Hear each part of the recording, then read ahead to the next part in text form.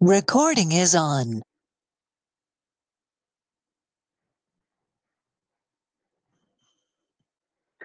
Hola, ¿cómo están? Bueno, este es un nuevo video de la materia, Historia de Asia. En este caso estamos con lo que es historia del Islam y del mundo árabe o de la nación árabe. ¿Sí? Vamos a ver el surgimiento de las características de este mundo, ¿sí? Que está relacionado íntimamente con el Islam, hasta el inicio del Imperio Otomano. ¿Sí? Según la cronograma, ustedes tienen ya diversos textos que van desde una comprensión de lo que es el desarrollo y el nacimiento y el desarrollo del Islam a lo que es la propia historia de la construcción de este nuevo poder en Arabia y la construcción de un imperio, ¿sí? Islámico.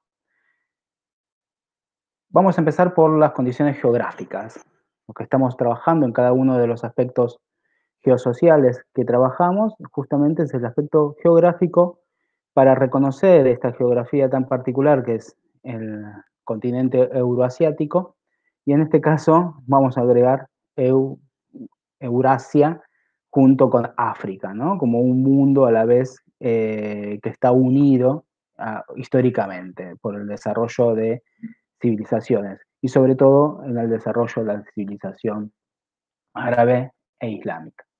En primer lugar, vemos que si tenemos que ubicarnos en el mundo asiático, en el continente asiático, lo que vemos es que ya nos vamos a la otra punta, nos vamos al Asia occidental, o lo conocido como Asia Menor, pero no solamente incluye el Asia Menor, que sería es lo que hoy es Turquía, Siria, Irak, eh, Jordania e Israel, ¿no? Sino también la península árabe y lo que vamos a ver también lo que es el norte de África en el desarrollo de esto. Lo que vamos a ver geográficamente que desde este mapa satelital, que la península árabe, como lo hicieron en el primer trabajo práctico, en el mapa, comprende un desierto que es casi continuo, salvo por el Mar Rojo, con el Sahara. ¿Sí? Tenemos el desierto de Arabia y el Sahara. Y la estepa, ¿sí? Irania, ¿no? Persa. Vemos grandes estribaciones, sobre todo los Cáucasos, que continúan lo que es este recorrido de este a oeste, de oeste a este, de las montañas, ¿sí? Que se inician en el Himalaya y que van a recorrer del Cáucaso. Lo que nos da una geografía bastante accidentada con islotes, ¿sí? Islotes de cultivos que, como ustedes saben, son lo que conocemos como la media luna fértil, ¿sí? Que es el inicio de la civilización en esta región. La otra cuestión es que es un mundo, acá vemos una imagen satelital de noche y nos da la cuenta de que existen grandes zonas pobladas con gran concentración de población, ¿sí? Y otras zonas prácticamente desérticas, justamente por la condición de inhóspita del suelo. ¿Sí? Pero vemos grandes concentraciones de población. Decíamos también que es un mundo, ¿sí? Que lo podemos comprender, para entenderlo, en dos grandes partes. Es mismo el mundo árabe comprende lo que es el Masrek y el Smarrik. Masrek es de donde sale el sol, ¿sí? El este, que es lo que comprende la península árabe, ¿sí? Asia Menor, pero también Egipto, Sudán, Somalia, y el Magreb, que es el poniente, que es donde se oculta el sol, ¿sí? Que comprende desde Libia hasta Mauritania, pasando por Marruecos, etc. Podemos comprender que este mundo va desde el Golfo Pérsico, pasando por el Mar Rojo, pasando por Mediterráneo oriental, por el sur del Mediterráneo hasta el Mediterráneo oriental, llegando hasta el Atlántico y hasta las Canarias, prácticamente. Es un mundo gigantesco, ¿sí? Es un mundo que comprende diversas regiones, diversas geografías, diversos centros poblacionales, rodeados por mar, y es un mundo estratégicamente ubicado. ¿Por qué? Porque justamente lo que vemos acá son que esta región son pasos estratégicos que unen el resto del continente euroasiático. Tanto lo que es el canal de Suez, que conecta el Mediterráneo con el Mar Rojo, y luego lo que es el paso del Magreb, que conecta el Mar Rojo con el Índico, como es el Estrecho de Hormuz, ¿sí? El estratégico Estrecho de Hormuz, hoy más que nada también por la condición de que son justamente el lugar de mayor producción petrolera del mundo, desde el Golfo Pérsico hasta justamente el Índico, tiene que pasar por el pequeño paso del Estrecho de Hormuz. Es ahí donde nada más ni nada menos se ubica justamente la mayor confrontación de lo que vamos a ver más adelante en el mundo árabe actualmente, pero también el paso estratégico, ¿sí?, que existe en Turquía, el Golfo el Mar de Mármara, el Estrecho del Bósforo, ¿sí?, que conecta nada más ni nada menos que el Mar Negro con el Mediterráneo.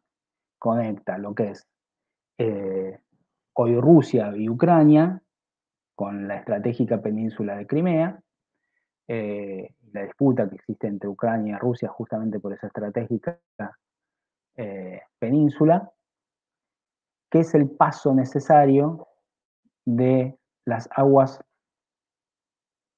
del Mar Negro al Mediterráneo, lo que da la salida al mar y al océano de Rusia.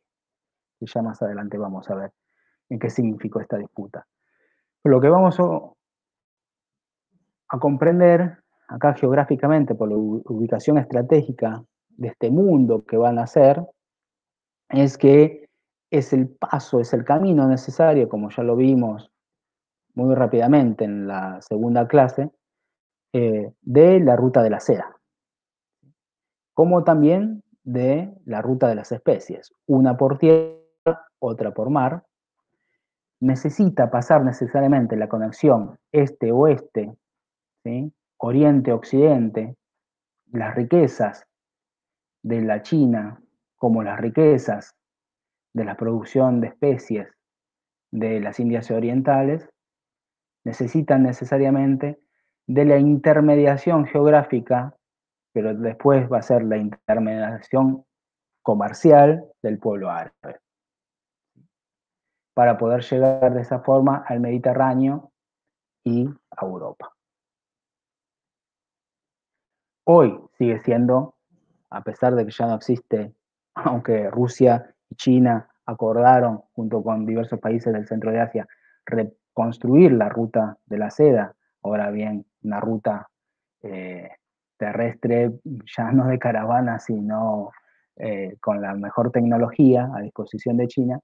Vemos acá el tráfico que existe con estas líneas azules, eh, sobre todo en lo que es el canal de Suez, pero también en el estrecho de Hormuz, y el paso necesario que sigue siendo hoy a nivel estratégico esta región. ¿Qué son los árabes y los musulmanes? ¿Sí? Acá tenemos un problema que es los problemas del orientalismo para poder comprender a los árabes y a los musulmanes. Y el problema de la sinonimia. ¿Los árabes son todos musulmanes? ¿Todos los musulmanes son árabes? ¿Sí? ¿Quién es Mahoma? Como se pregunta esta revista cómica europea, ¿sí? Y este nada más ni nada menos es justamente la representación que se hace precisamente en Dinamarca, pero más general en Europa, de Mahoma, ¿sí? Con una bomba en la cabeza. Es algo que comprendemos desde niños. Los villanos en el mundo árabe son villanos absolutamente malvados, codiciosos, etcétera. Tanta cantidad de connotaciones negativas que tiene inmediatamente el pensar en árabes y pensar en musulmanes, ¿sí? Pero ahora bien, cosa que vamos a profundizar en la clase de orientalismo con Edward Said más profundamente. Ahora bien, ¿quiénes son los árabes y quiénes son los musulmanes? Árabe y musulmán, como vamos a ver, son dos características que se interrelacionan, pero no necesariamente son sinónimos e idénticas, o una es correlato de otra. Árabes existen justamente desde la época preislámica, la condición de arabidad, con características propias que ya vamos a ver, ¿sí? Árabe justamente es necesariamente el origen de los pueblos que habitan la península árabe, ¿sí? Una cultura esencialmente pastoril, con algunos islotes de, eh, los oasis, pero también en el sur de la península arábica, lo que hoy sería Yemen, ¿no? Con algunas civilizaciones desarrolladas, pero en sí una cultura muy particular que ahora vamos a trabajar para comprender en qué condiciones surge el Islam. O sea, la primera definición es que los árabes es la península, son los pueblos que habitan y son originarios de la península árabe. Ahora bien, hay arabidad después del Islam. ¿Por qué? Porque justamente como vamos a desarrollar, el árabe, ¿sí? Es a partir de las conquistas árabes, que se desarrollan en el siglo VII, y a partir de justamente estas conquistas árabes en nombre del Islam, y el nombre del Islam es un nombre que se desarrolla bajo la lengua árabe, hay un proceso de arabización de sociedades, algunas que incluyen necesariamente la islamización y otras que no.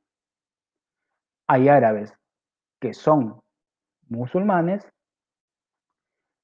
como justamente la mayoría del pueblo árabe, como vamos a desarrollar, pero en ellos hay árabes que adoptaron y su lengua materna es el árabe, eh, pero son cristianos o son judíos o son de otra identidad religiosa. Como hay pueblos que convirtieron al Islam, como los turcos o como los persas, iranios, ¿sí? Pero mantuvieron su lengua originaria, ¿sí? El turco o el farsí, en el caso de los iranios o persas. Aunque obviamente al adoptar el Islam también van a adoptar determinadas características, ¿sí? De traspasos culturales, en este sentido traspasos lingüísticos con el árabe, pero van a mantener esencialmente su lengua. ¿Por qué? Porque convertirse al Islam no implica convertirse al arabismo, digamos, al ser árabe. El Islam está relacionado estrictamente con una religión o una comprensión del mundo, como vamos a ver, ¿sí? Ligada a Mahoma. Musulmanes son aquellas personas que practican el Islam. Islámicos lo reservamos como adjetivo para, para asignar determinadas características que tienen que ver con el vínculo y ser una expresión del Islam, por ejemplo, la arquitectura islámica, la cerámica islámica, las construcciones islámicas, eh, la escritura también, una forma de escritura particular o de representación islámica, ¿sí? A los objetos inanimados, ¿sí? Entonces, ¿qué es el árabe? El árabe implica una lengua nacida en la península arábiga por los pueblos árabes que la hablaban antes de la llegada del Islam, pero también con la llegada del Islam, ¿sí?, se va a transformar en una cultura que va a ser adoptada por pueblos que no necesariamente, ¿sí?, eran de origen de la península árabe. Por ejemplo, los pueblos que vivían en la Palestina histórica o en Egipto, ¿sí?, en Mir, como se dice en árabe, o en el norte de, de África, ¿sí? Entonces, el árabe pasa a ser una cultura o una identidad. Esto no se preocupen, yo se lo voy a mandar, es el desarrollo, eh, un cuadro conceptual sobre estos aspectos. Entonces, para una mejor comprensión, el árabe es un idioma, ¿sí? El Islam es una religión, que como vamos a ver, tiene su origen en las religiones abrámicas, como el cristianismo, como el judaísmo. Mahoma va a ser el profeta de esa religión, el que dio vida a esa religión a través de su mensaje, ¿sí?, a partir de una fecha particular, que es justamente el, en el siglo VII. Musulmán, como dijimos, es el término que se aplica a las personas, y islámico se refiere a los conceptos, a las ideas u objetos. Entonces, ¿cuáles son los criterios que define a una persona o van a definir al pueblo árabe? Es una identidad constituida por diversos rasgos compartidos a través no solo en el presente, sino que vienen justamente a partir de una construcción desde el pasado, en diversas regiones que, como vimos en el mapa, conforman la región o ahora los países, los estados-nación, donde habita el pueblo árabe.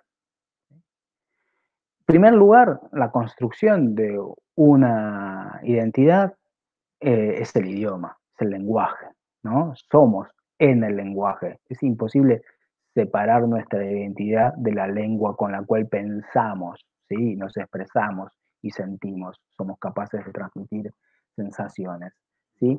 Por eso el componente primordial de esta identidad va a ser la lengua, aglutinador, pero no solo eso, sino también una cultura compartida, donde la religión es un fundamento esencial de esa cultura compartida. Transmitida originalmente esa cultura a través de los árabes que conquistaron el conjunto de esta región, pero también, ¿sí?, los pueblos conquistados fueron absorbiendo y se fueron convirtiendo al Islam.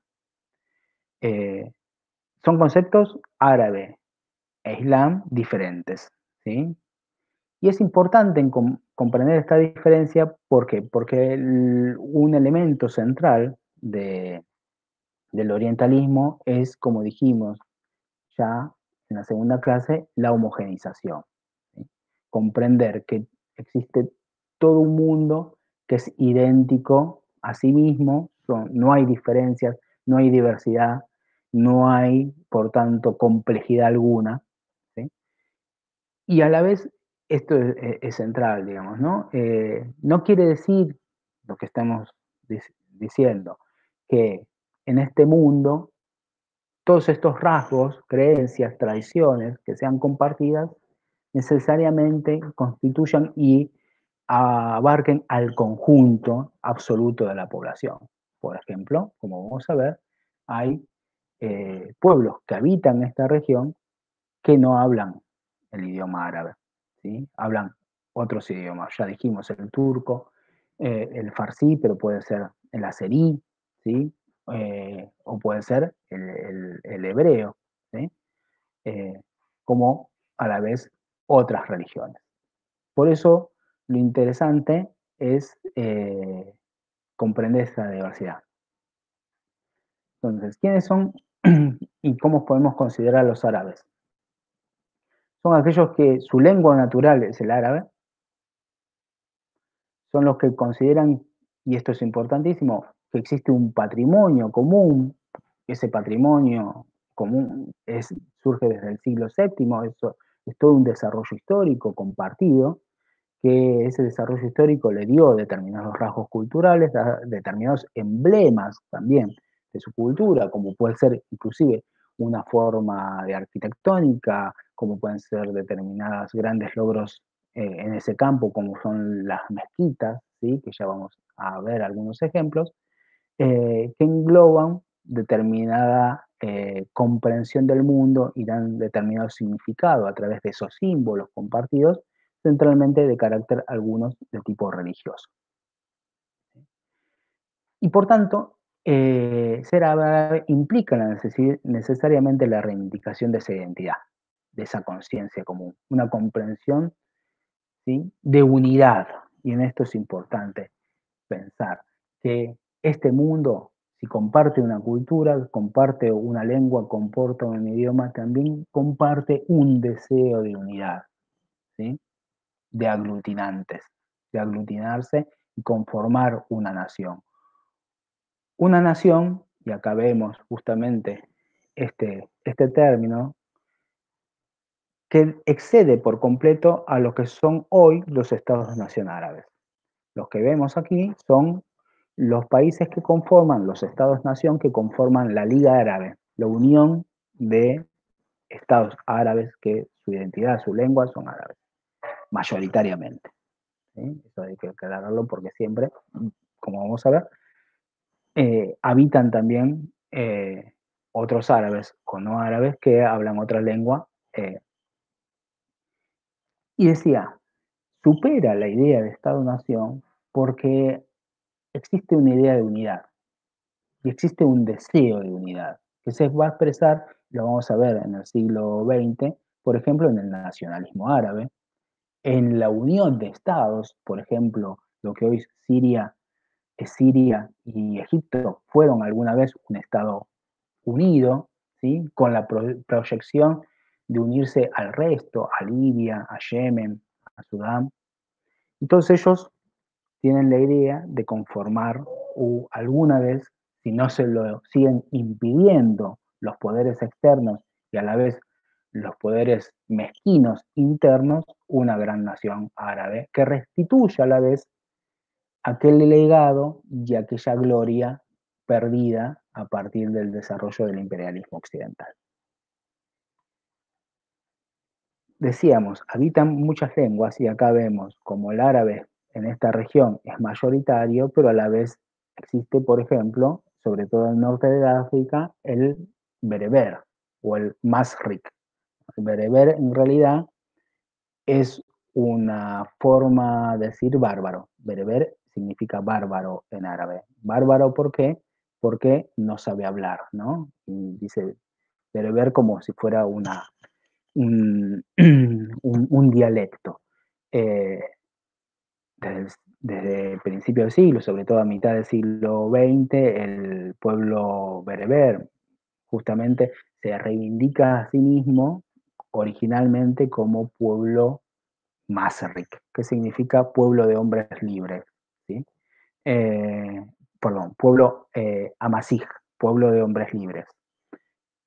Y en ese sentido, bereber lo consideran una connotación negativa. Pero ¿qué estoy diciendo? En el norte de África viven un pueblo que a la vez su lengua es el árabe, pero también su lengua materna es el bereber. Y así muchos otros pueblos. Por ejemplo, en rojo, el pueblo kurdo, ¿sí? O el pueblo turco, o el pueblo griego, que alguna vez estuvo bajo dominio, como vamos a ver, del pueblo turco, y todos ellos conservan otra lengua, muchas lenguas. Y a la vez, el árabe, a pesar de ser una lengua común, que por ejemplo Ibn Khaldun, que nació en lo que sería hoy la actual Libia, viajó a través del mundo hablando una sola lengua, que es su árabe natal, y llegó hasta lo que hoy es China, ¿sí? e Indonesia hablando una sola lengua, que eso nos habla de todo un espacio cultural que excede en absolutamente al mundo árabe. eh, Dentro del mundo árabe, el árabe mismo es diferente en sí. O sea, tiene, como puedo decir, en nuestra América Latina, ¿sí? Que hablamos todos el idioma castellano, también tiene connotaciones y sentidos diferentes que no llegan a ser dialectos, sino expresiones diferentes del árabe.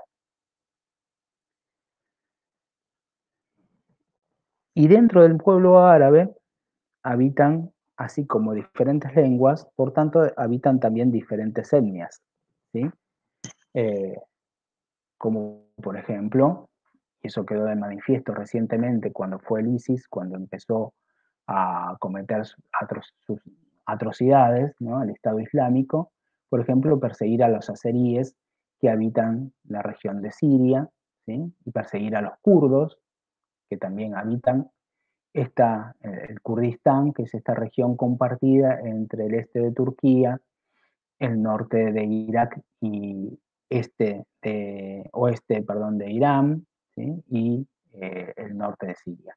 Entonces, esos son etnias y que se reconocen, ¿sí? Con su propia identidad a partir del uso y comprensión de otra lengua.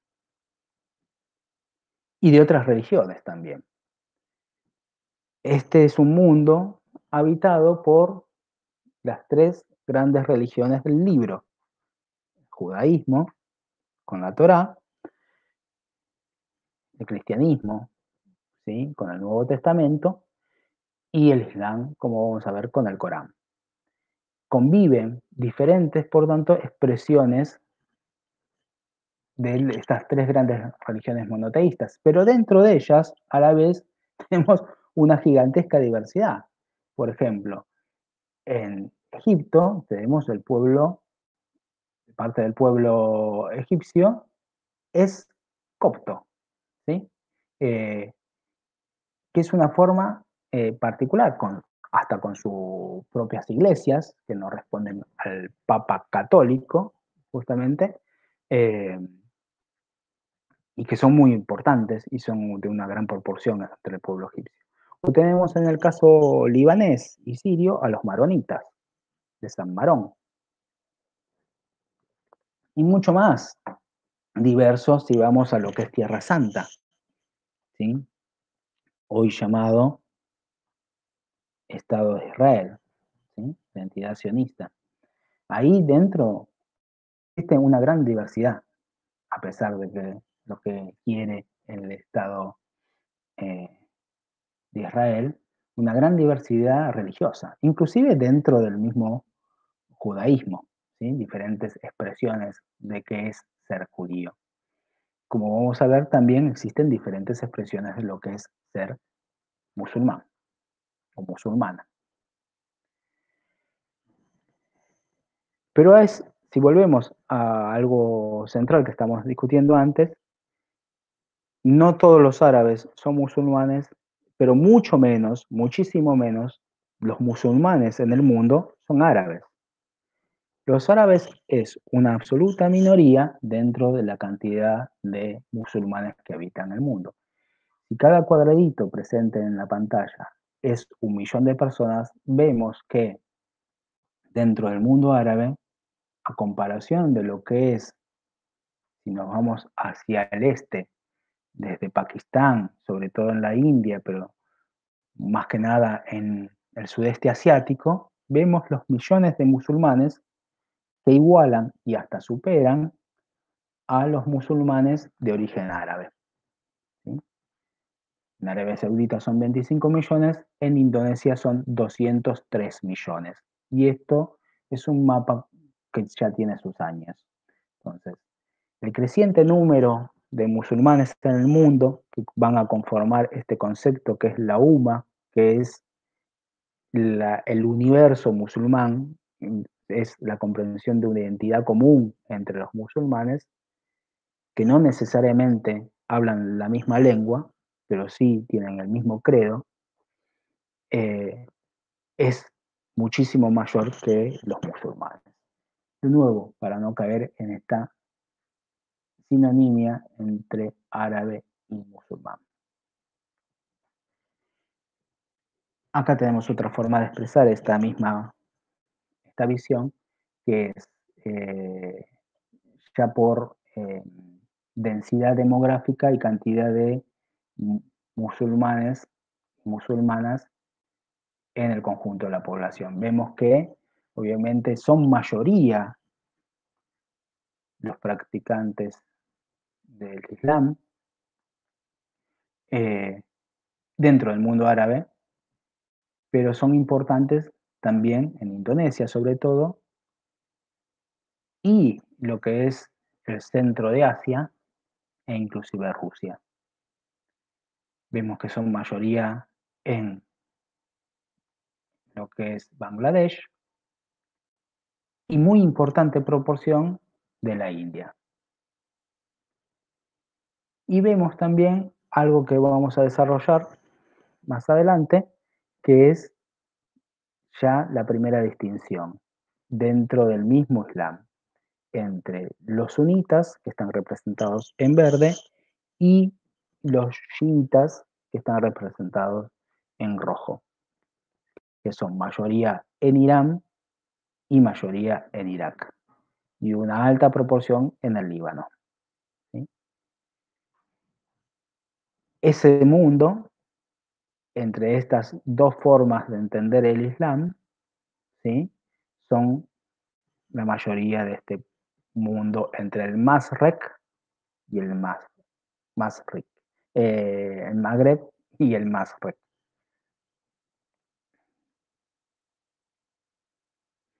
Acá tenemos más precisamente donde habitan, ¿sí? En crema los chiitas y en azul o en gris los sunitas.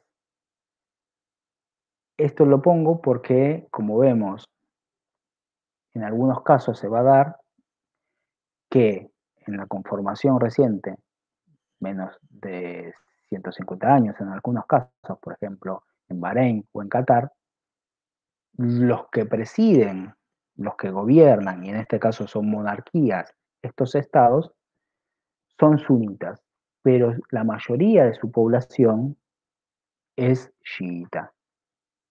Es de otro credo, de otra forma de practicar el Islam y sobre todo de otra connotación política a su práctica religiosa. Y es importante esta distinción también en el caso de Irak.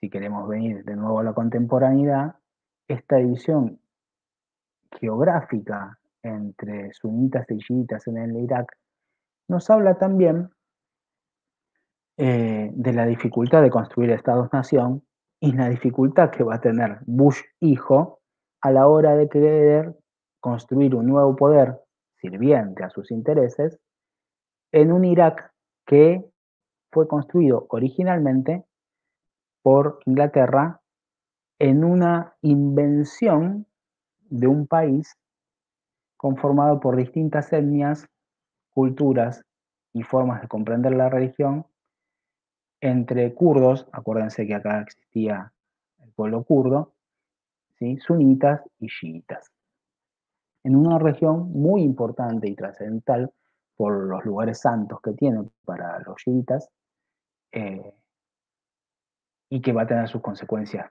políticas en el desastre que promovió Bush hijo en la región con eh, la guerra de exportar la democracia.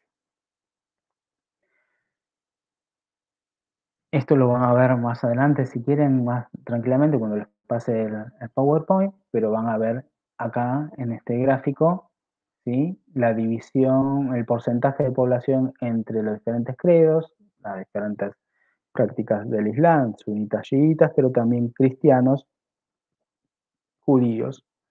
Eh, y es muy interesante el caso de Egipto, donde la mayoría es sunita y una proporción importante es cristiana, copta, ¿sí? O los turcos, con una proporción importante también de chiitas. Y acá cómo cambia, ¿no? Con Irán, la mayoría chiita, un pequeño porcentaje sunita y un otros que puede ser el resabio del zoroastrismo, ¿sí? Que todavía se practica en la región. Irán, lo que estábamos diciendo, ¿sí?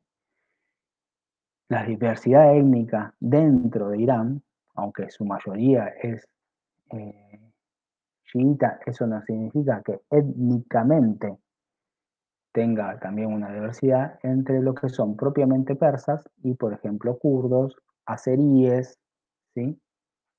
Turcos en el norte. Acuérdense que justamente al norte de Irán existe Turquistán, Uzbekistán, ¿sí? Todos los que terminan en tan son pueblos de origen turco que emigraron, como vamos a ver con el gran avance de Genghis Khan. O la gigantesca diversidad religiosa y étnica que existe en el corredor sirio-palestino. Prácticamente en el Líbano, cada valle, ¿sí? En cada valle hay un credo diferente, una forma de concebir el cristianismo o el islam de forma diferente. Bueno, lo que estamos viendo es que existe esta diversidad porque existe una antigüedad de la forma de habitar ese territorio y la forma de construir civilizaciones y culturas de las poblaciones que lo habitaron a lo largo de milenios, ¿sí? Obviamente ustedes lo saben ya desde Antigua, esta es la región del creciente fértil, donde existieron originariamente estas grandes civilizaciones o primeras civilizaciones que a la vez se expandieron, como es el caso de los fenicios, ¿sí? Filistín, Palestina, eh, por todo el Mediterráneo, con su influencia, ¿sí? Una influencia que vamos a ver cómo se repite en el caso particular del Islam. Y desde la antigüedad, estos reinos y la construcción de grandes imperios va a existir una continuidad. Una continuidad también en la expansión, tanto del judaísmo como del cristianismo, y va a ser el lugar de nacimiento de esta tercera religión.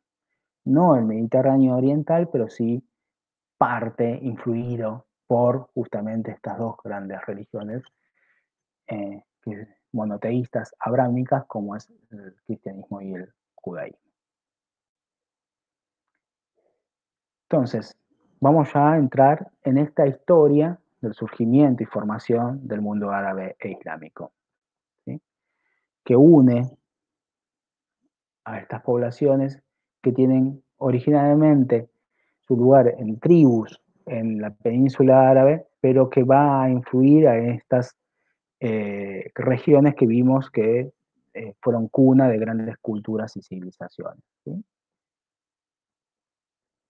Bajo esta bandera del Islam, va a unir y van a construir una nueva forma de Estado, van a construir una nueva construcción estatal que va a tener rasgos de continuidad con la anterior, pero también centralmente rasgos de discontinuidad a partir de la construcción identitaria, la construcción cultural, la reconstrucción estatal a partir de un vínculo que tiene como tema central que es el Islam, la religión. Ahora bien, ¿qué es el Islam? Es uno, como dijimos, de los criterios para definir la arabidad, ¿sí? Pero lo excede también. Es el vínculo también con el cual va a ser adoptado a medida que avancen las tropas y las tribus primero bajo la orden de Mahoma y luego bajo la orden de los califas, ¿sí? Van a ir desarrollando estas zonas y a la vez se van arabizando, pero también van a ir islamizando a los pueblos. pueblos que se van a ir islamizando no por la espada centralmente, sino como vamos a ver, a partir de ventajas económicas. ¿Quién habitaba esta región? ¿Sí? Centralmente estaba habitado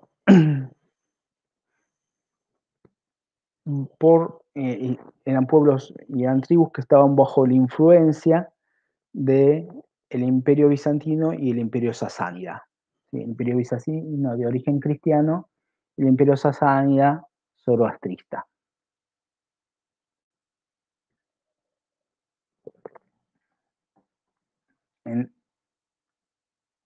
Acá vemos, ¿sí?, cómo el Imperio Bizantino está centralmente en la península de Anatolia, pero también en lo que es Grecia y los Balcanes, extendiendo sus dominios también hacia el sur, a través del corredor sirio-palestino, y el Imperio Sasánida se encuentra, ¿sí?, en lo que es Persia, llegando al Cáucaso y hasta el Indo.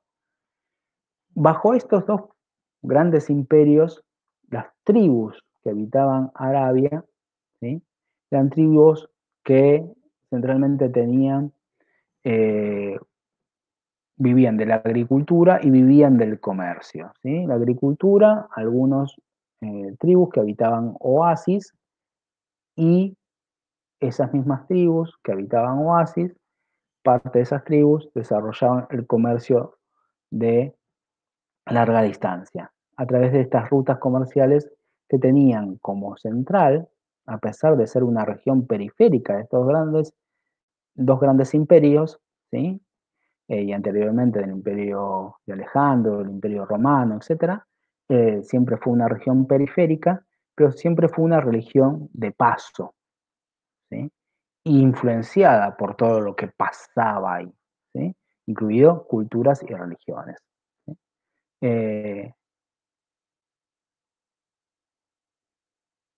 El imperio sasánida y el imperio bizantino, ¿sí?, tenían influencia sobre esta región, tenían influencia sobre eh, los pueblos de las tribus árabes, los usaban como mercenarios para los enfrentamientos que desarrollaban entre estos dos imperios. Justamente la periferia del mundo, de este mundo árabe, es la periferia donde se va a desarrollar permanentemente este enfrentamiento constante que los va a llevar al desgaste, ¿sí?, al imperio sasánida y al imperio bizantino.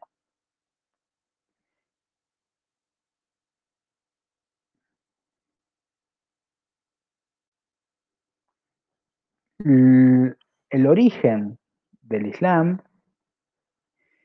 es tiene lugar en esta región particular que se llama el Hiyaz, que es este corredor comercial, ¿sí?, que va en paralelo al Mar Rojo, con algunas ciudades importantes como es la Meca, Yatib, ¿sí?, Tabuk, Petra, ¿sí?, que tiene su centro también en estas dos poblaciones entre Etiopía y Yemen. El Hiyaz tiene como centro a la Meca. La Meca era un lugar en que eh,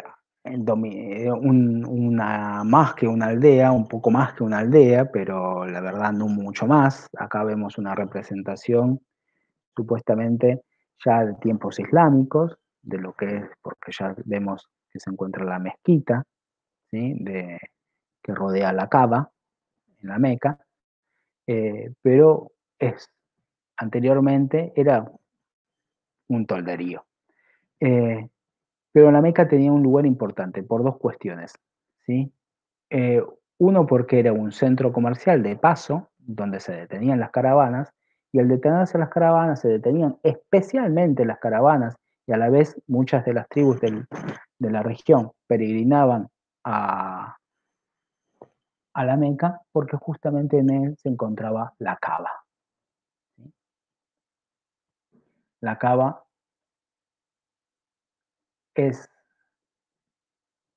este, esta construcción, hoy es esta construcción, pero anteriormente era mucho más chica, ¿sí? Se entiende. ¿Qué es la cava? La cava es una construcción que supuestamente en el relato bíblico y en el relato coránico, ¿sí? Abraham construyó para Yahvé, para ese Dios único, ¿sí? Que proclamaba Abraham. Y el hijo de Abraham, el hijo extramatrimonial que tiene con su esclava, eh, Ismael, es aquel que le va a eh, proteger y va a dar nacimiento, ¿sí? En la mitología árabe, al pueblo árabe. ¿Sí? El pueblo árabe es hijo de Abraham, como el pueblo judío es hijo de Abraham a través de Isaac. ¿Sí? Podemos decir que el pueblo árabe y el pueblo judío son hermanos o hermanastros de diferente madre, ¿no? ¿Y qué es la cava? ¿Por qué es importante? Porque tiene este origen mitológico de Abraham, que construyó por primera vez, es la primera construcción humana en tributo a este Dios único, y por tanto la cava significa esto, significa casa de Dios. En realidad es un cubo, ¿no? Donde tiene por un elemento central, acá vemos en la punta, por eso se llama la piedra negra, ¿sí? Los restos de un meteorito negro. Pero en tiempos preislámicos, en tiempos antes de Mahoma, de su mensaje, la cava, lo que empezó a tener, tenía a su interior distintas deidades, distintos ídolos, ¿sí? De las tribus de la región.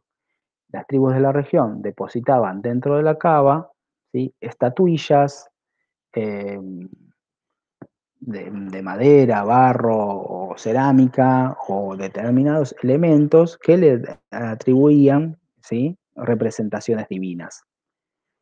Y peregrinaban. El pueblo árabe, previo al mensaje de Mahoma, es un pueblo politeísta, que luego se va a decir en tiempos de Mahoma que vivía en la Sheikh que es justamente la ignorancia, la época de la ignorancia.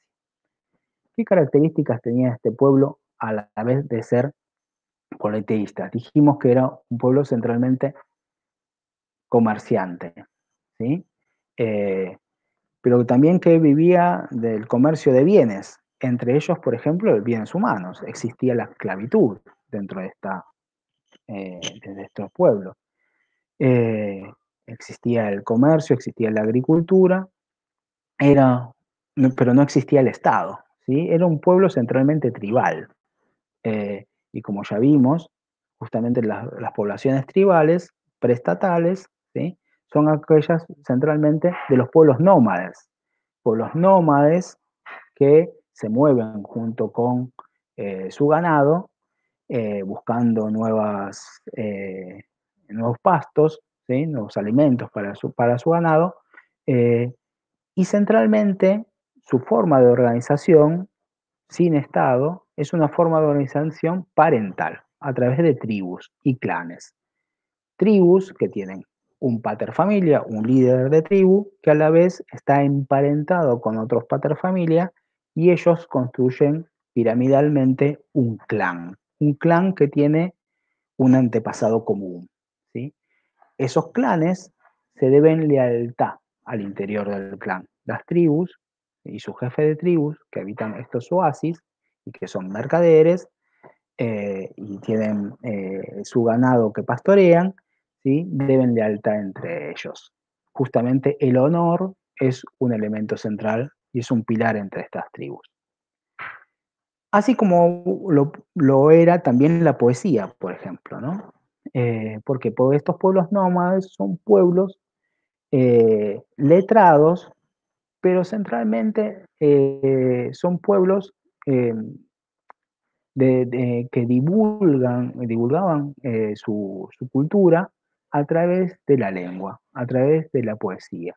¿Sí? Imagínense ustedes yendo en una caravana largo tiempo, ¿sí? ¿Qué hacían? Recitaban, ¿sí? Iban recitando poesía, ¿sí? Y va a ser una de las grandes distinciones culturales que a la vez va a ser uno de los grandes elementos, ¿sí? Que va a tener característicos en la forma del discurso religioso islámico, porque va a ser un discurso poético, que va a tomar los elementos previos al Islam. El Islam, por tanto, va a ser una ruptura con la cultura y civilización preislámica que existía entre los pueblos árabes, pero también va a ser una recuperación, porque va a construir el Islam desde esa realidad, desde la realidad de esos pueblos preislámicos. Y entre ellos va a continuar y desarrollar ya a niveles altísimos de exquisitez la poesía árabe. ¿Quién lo va a hacer? Mahoma. Mahoma o Mohammed, ¿sí? Y acá lo vemos al contrario de lo que vimos en la primera imagen. Mahoma en la cultura islámica no se lo puede representar. ¿Sí? Al contrario, totalmente, y por eso el disgusto, el enojo de los musulmanes con el caricaturista danés es justamente que lo representaba no solo con una bomba, sino que lo representaba, de hecho. ¿Sí? Una forma de designar a Mahoma, ¿sí? A través de la escritura árabe es justamente a través de pronunciar Mahoma e inmediatamente pronunciar una serie de adjetivos que acá lo vemos que están compuestos en el conjunto, en la forma de escribir Mahoma, que necesariamente implica no solo Mahoma, mensajero de Dios, y toda una serie de adjetivos que va variando de acuerdo a quien lo escriba, ¿no? Pero Mahoma, su nombre completo es Abu al-Qasim Muhammad ibn Abd Allah ibn Abd Muttalib ibn Qasim al-Quraishi. Acá quiero resaltar dos cosas. El pueblo árabe tomaba como forma de denominación, ¿sí? El hijo de, como muchos de los pueblos antiguos, ¿no? Hoy nuestros nombres se han simplificado absolutamente, pero nosotros conocemos, por ejemplo, a Bin Laden, que justamente Bin no es un nombre, sino significa Ibn, que es hijo. Hijo de Qasim, hijo de Mutabi, e hijo de Asim al-Quraishi. Quraishi son la tribu que domina la Meca, que domina ese centro comercial, ese centro de las rutas caravaneras y ese centro de peregrinación en la región de la península árabe. O sea, Mahoma tiene alcurnia. Pero el problema es que Mahoma tempranamente quedó huérfano, ¿sí? Y quedó bajo la protección de su tío. Quedó huérfano y quedó prácticamente sin dinero. Y se casó con Khadija, una mujer que lo superaba en años, ¿sí? Pero que a la vez era parte de esta familia Quraishi. El casamiento entre parientes era una condición común en los pueblos nómades, en las tribus, para mantener los lazos de solidaridad, ¿sí? Y esta mujer era poderosa porque tenía caravanas. Esto es un rasgo de la cultura preislámica que va a continuar y se va a potenciar también en la cultura islámica, que es que las mujeres pueden heredar y a la vez ser propietarias, ¿sí? Pueden tener una posición de estatus diferente y superior que lo que tenían otras culturas contemporáneas de la época, ni siquiera ni hablar lo que era Europa en ese momento. Mahoma, ¿qué va a tener de particular? Justamente que tardíamente, en el año 610, a sus 40 años, él se va a retirar, ¿sí? Se va a alejar de su familia, se va a alejar de su esposa y todas las noches va a ir o va a pasar largas noches o una continuidad de noches en donde, en la famosa cueva, ¿no? En la montaña. Si Mahoma no va a la montaña, ¿no? Bueno, Mahoma iba a la montaña. Y en la montaña, justamente en esta fecha tan particular que nosotros hoy, durante el desarrollo de esta clase, estamos viviendo el Ramadán. ¿Sí? Ramadán es un mes, y es el mes, esta noche particular, del 26 y 27 de Ramadán, es la noche de la revelación, donde Mahoma recibe el mensaje del arcángel Gabriel, ¿sí? Jibril en árabe, que lo visita y le da la tarea, ¿sí? De divulgar las palabras que él, el arcángel, como mensajero directo de Dios, le va a dictar al oído a Mahoma y le va a decir que su tarea es divulgar la palabra de Dios. Le va a decir que él es elegido para ser el profeta de Dios, el profeta entre los árabes. ¿Sí? Y esta es la base del Islam, que Mahoma es un profeta y es el mensajero de Dios, y es el último mensajero que va a tener Dios.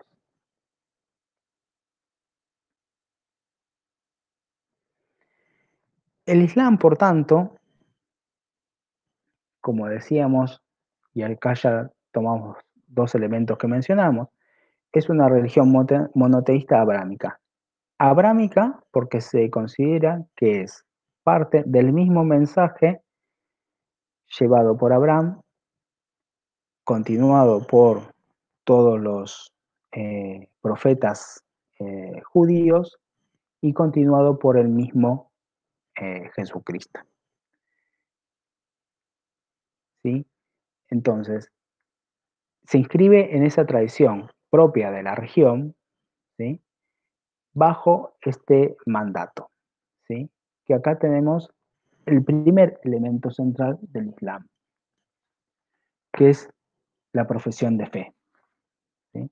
¿Qué está diciendo con este mensaje? Si uno quiere convertirse al Islam, tan solo tiene que decir que no hay Dios más que Dios, Alá, y que Mahoma es un mensajero. Con decir eso, uno se convierte al Islam. ¿Sí? ¿Qué importancia tiene esto? Mucha, porque ese mensaje está diciendo, no hay Dios más que Dios, Alá. O sea, empieza por una negación, no hay Dios, pero a la vez dice,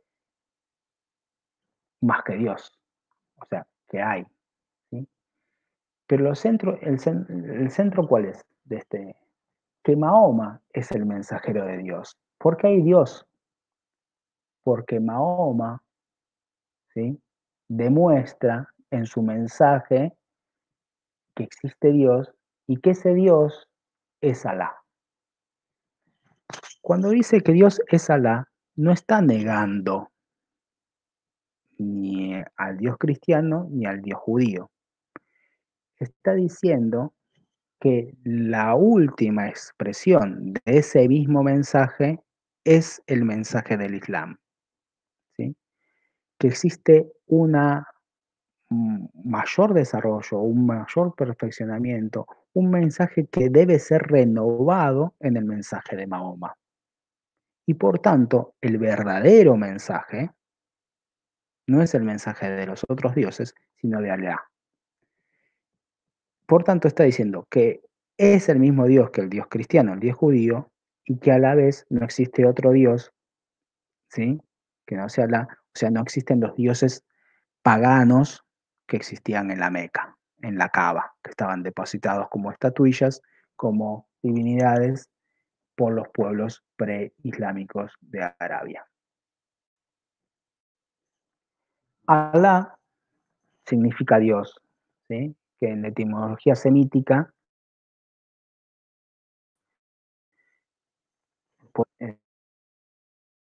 semita Eh, ¿Sí? Por lo tanto, decir que antisemita a un musulmán o a un árabe sería una negación en términos, porque justamente es semita, y por tanto semita, él, ¿sí? Que sería la denominación primera en lengua semítica de Dios, justamente significa en árabe Alá. ¿Qué significa el Islam? Islam significa, ¿sí? Sumisión.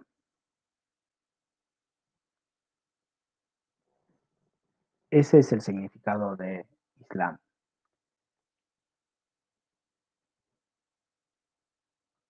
¿Cuáles son los pilares del Islam? Son 5. Son muy importantes estos pilares. ¿Por qué? Porque son los 5 deberes que todo musulmán tiene que cumplir. ¿Sí? Basta con cumplir esos 5 deberes comunes para todos los musulmanes para considerarse que se practica correctamente el Islam. El contenido que se le dé a esos 5 pilares queda bajo sentido que le dé cada uno de los musulmanes, pero son las formas en que se demuestra la, la aprehensión y la comprensión y la práctica del Islam. Eh, Son 5 pilares que están necesariamente relacionados, ¿sí? Están relacionados en la figura de Alá, pero están relacionados en la construcción de la comunidad. No se puede practicar el Islam en forma individual o aislada al mundo, mejor dicho. No se puede practicar el Islam como una comprensión absolutamente privada, ¿sí? El Islam, ¿sí? Su mensaje es un mensaje comunitario, un mensaje a la vez que en la forma de practicarse tiene necesariamente que ver un vínculo con el otro divino, Alá, pero con el otro también persona, el Islam, y con el otro mundo, ¿sí? Naturaleza.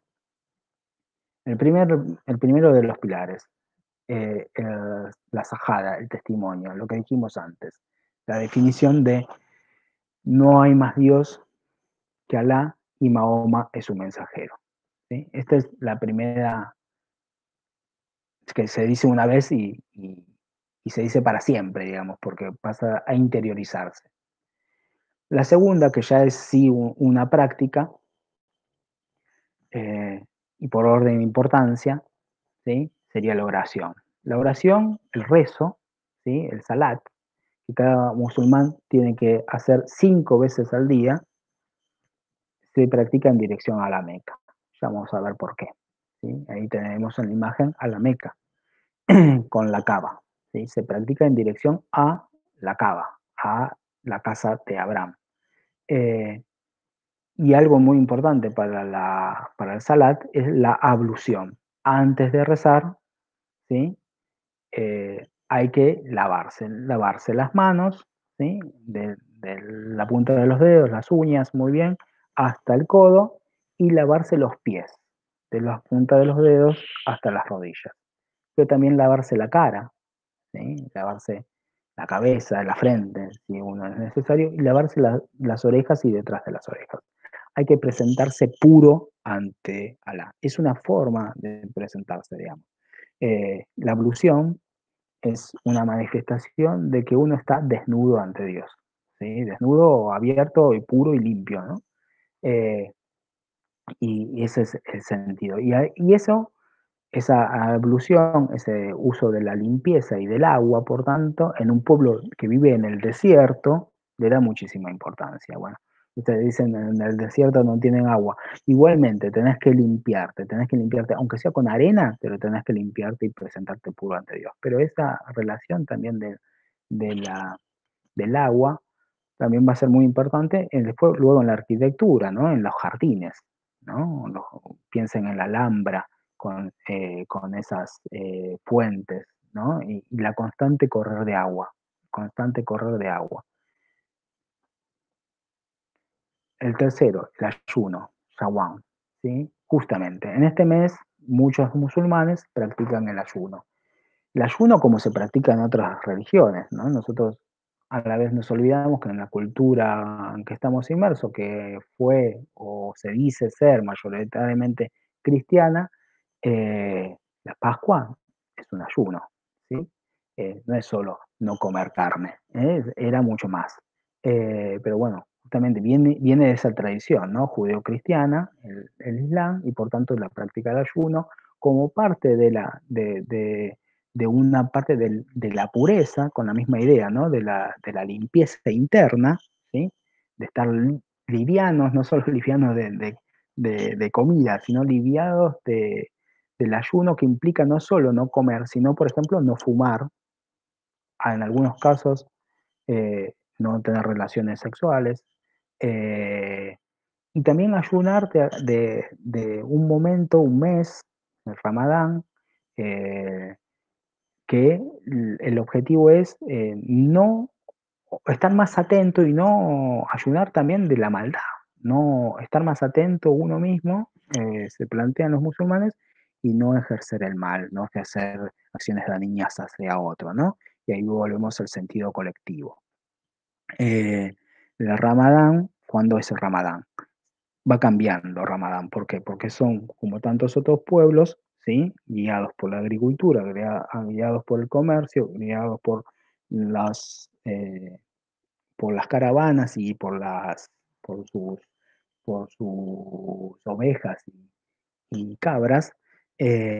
Son pueblos lunares que se guiaban a través de un calendario lunar. Por tanto, Ramadán ahora cae en mayo, pero el año que viene va a caer en otro mes, y así constantemente. El ayuno se practica de cuando sale el sol hasta cuando cae el sol, ¿no? Y ahí recién uno puede comer. Eh, Mientras tanto puede beber agua o algunos dátiles tan solo. Algunas cosas dulces o permitidas.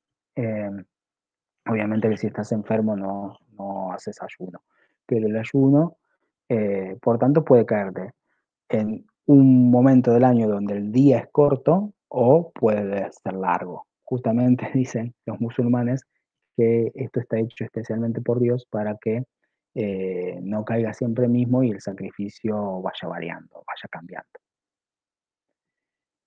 El zakat es muy importante también este elemento porque da en la relación comunitaria de la práctica religiosa. Significa justamente el diezmo, la limosna, que no es una invención tampoco del Islam, ¿no? Eh, que es el compartir lo que uno tiene. Cuanto más uno tiene, mayor es la obligación del zakat, supuestamente. Eso queda en la práctica de cada uno. El zakat se va a convertir en limosna hacia quién, hacia los más necesitados de la comunidad. Esto da una idea también de nivelación.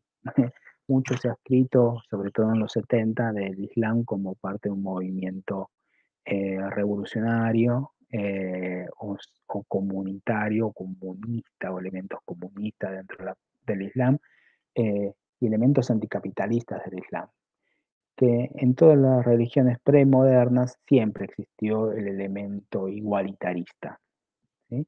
Y el zakat es una expresión de ello. También va a servir no solo para dar de alimentar a aquellos que sufren necesidad dentro de la comunidad, sino también para sostener las, los- los- las mezquitas y las construcciones, o eh, las obras de piedad también que existen dentro de la comunidad. Y el último, el Hajj, que es la peregrinación, ¿sí? Todo musulmán está obligado de ir una vez, visitar una vez, de peregrinar una vez a la Meca, ¿sí? Al menos una vez en su vida. Si no dan las condiciones económicas o la salud lo impide, está, no está obligado, digamos, pero es estas cosas que tal vez veamos o tal vez no veamos más con, con la pandemia, que es gigantesca movilización de millones de musulmanes en el mundo, año a año, a la Meca, a dar vuelta alrededor de 7 veces, están obligados a dar vuelta alrededor de la cava hasta en el séptimo movimiento tocar la piedra y con eso ha cumplido la meta. Millones de personas se reúnen año a año a cumplir esta obligación del pilar del Islam. El Islam, ¿cómo se transmite? Se transmite centralmente a través de el Corán. El Corán es un libro, por eso la religión de un libro. Es el conjunto de recitaciones. Dijimos, Mahoma recibe el mensaje coránico a través de el arcángel Gabriel, el arcángel Gabriel se lo dicta al oído y Mahoma lo va a transmitir, ¿sí?, a sus discípulos, a sus allegados a través de la poesía. La forma del Corán es un libro poético. Cada poesía es un asora, ¿sí? Son 6.234 asoras, ¿no? Que son, a la vez cada asora está dividida en versículos. Y supuestamente, ven ustedes que estos 114 capítulos con sus 6.234 horas divididas en versículos son siempre números pares. Se dice que no solo es un libro bello, sino es un libro exacto, ¿sí? Se dice que tiene una forma de construcción, los versos, que no puede ser hecho por personas y a la vez la suma de todos ellos no pueden dar tan números exactos y estar conjugados de tal forma que no fuera tan solo por obra divina, ¿no? Según la creencia musulmana, de los musulmanes, es una forma de la explicación de ellos. Mahoma no escribió el Corán, ¿sí? Fueron justamente estos versos y recitaciones que hizo Mahoma, que estaban recogidas en escritos en huesos o en cueros, ¿no?, que fueron recogidas a tiempo posterior, ya muerto Mahoma, por el tercero de los califas, ¿sí? Fueron recogidas, ordenadas y publicadas. Publicadas. No existía la imprenta todavía. Y es importante, el Corán es la piedra fundamental del Islam porque es justamente el mensaje divino. Es aquel mensaje transmitido en forma directa desde Dios al pueblo árabe a través de Mahoma, ¿sí? El Corán tiene una característica que es en sí mismo constituye un libro sagrado, ¿sí? No puede ser tirado a la basura el Corán, tiene que ser envuelto y enterrado, ¿sí? Si está dañado, ya ilegible o demás, si no se lo guarda, ¿sí? ¿Por qué? Porque el mismo Corán es una expresión creada por propio Dios, ¿no? Es comprendida como ya un objeto sagrado. Y tiene esta otra característica central del mundo árabe y por tanto del Islam, y esta que tuvimos que explicar al principio, que es esta relación sinonímica entre Islam y árabe, porque Dios eligió a Mahoma, que era un árabe, y eligió la lengua árabe para expresar su mensaje.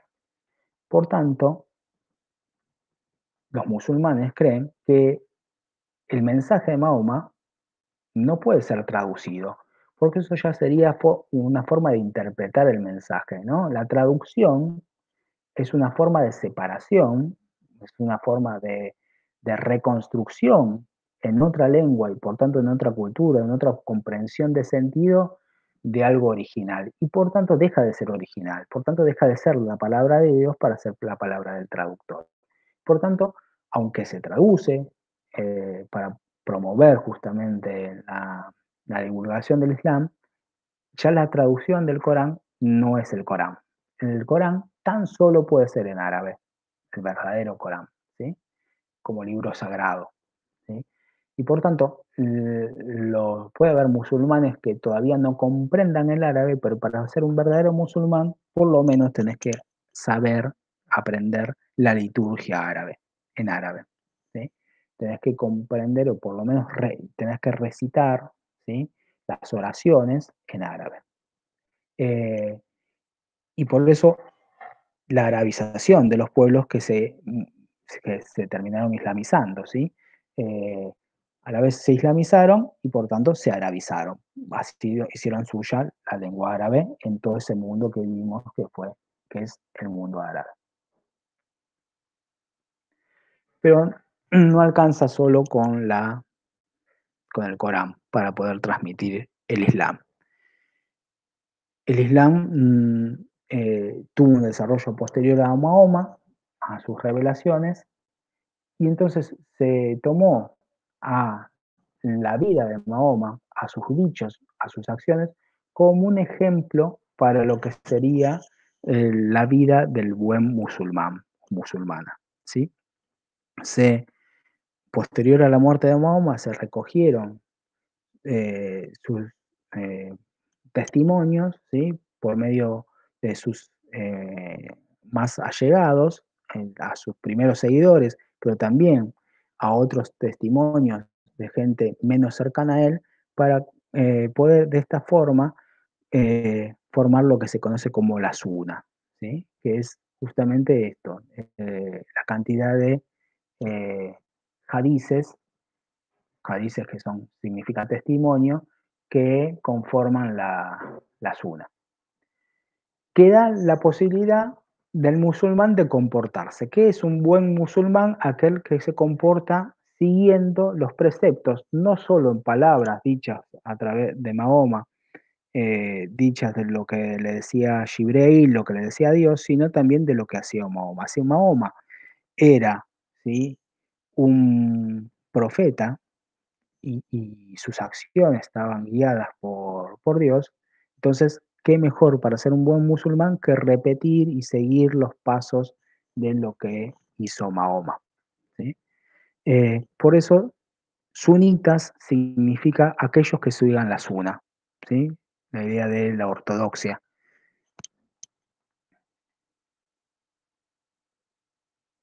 Y justamente la suna y el Corán serían como el mensaje completo del Islam, ¿sí?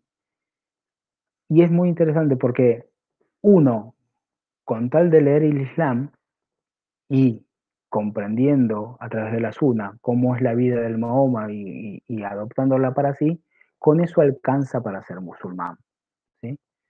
No requiere de intérprete.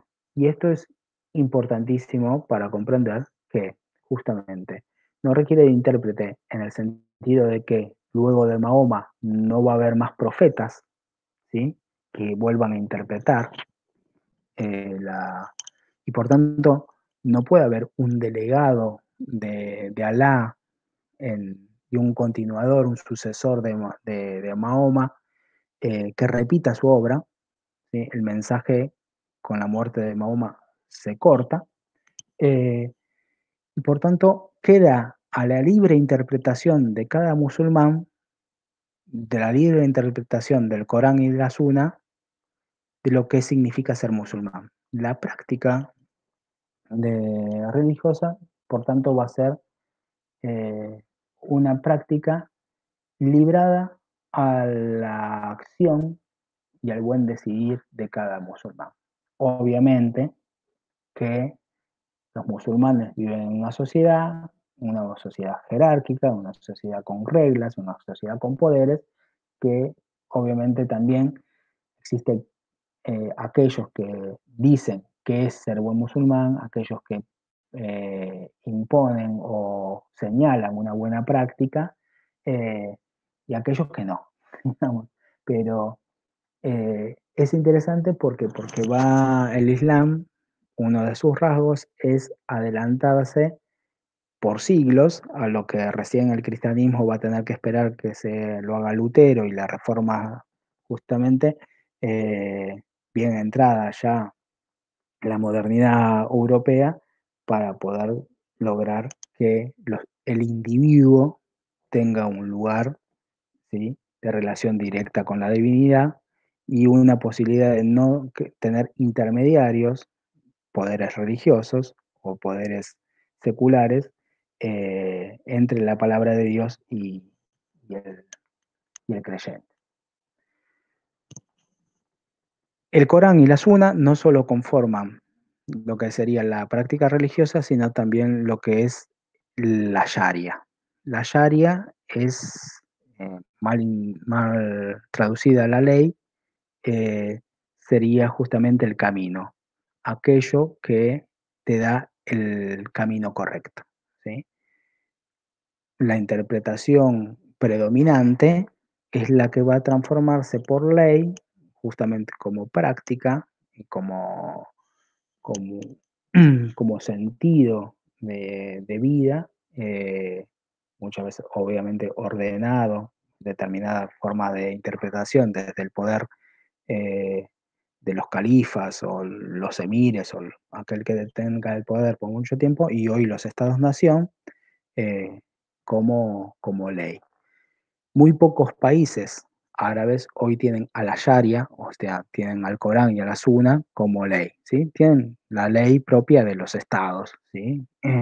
Dadas por sus parlamentos, dadas por sus leyes, con sus jueces, etcétera. Tan solo Arabia Saudita tiene a la Sharia como ley y a una interpretación muy particular que a la vez difiere de otros países. Por ejemplo, Pakistán, que parte de su legislación es la Sharia, ¿sí? Pero ni siquiera Irán tiene su legislación basada en la Sharia.